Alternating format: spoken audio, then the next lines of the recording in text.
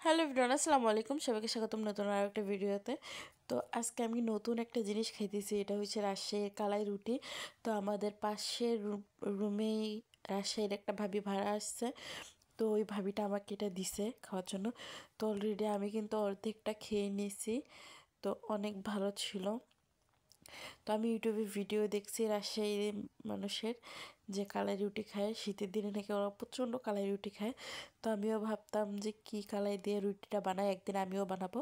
কিন্তু কখনো ভাবিনি এত তাড়াতাড়ি যে আমি রুটিটা খাইতে পারবো। তো মাসাল্লাহ অনেক ভালো ছিল খাইতে। কিন্তু যখন আমি খাইছি, ভাজিতে একটা মরিচ ছিল, এত পরিমাণ ঝাল, আমার দেখি ঝালে মুখ পুড়ে যেতেছে এরকম লাগতেছিল। তবু অনেক ভালো লাগছিল। তো আমি অর্ধেকটা রেখে দিছি আপনাদের ভাইয়ার জন্য, যাতে আপনাদের ভাইয়া এসে খেয়ে বলতে পারে কেমন হয়েছে।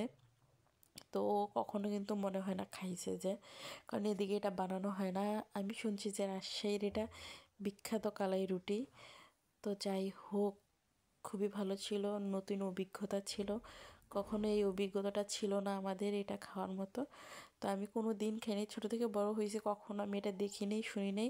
তো ইদানিং 1 মাস আগে আমি এটা শুনছি যে কালাই রুটি বানায়।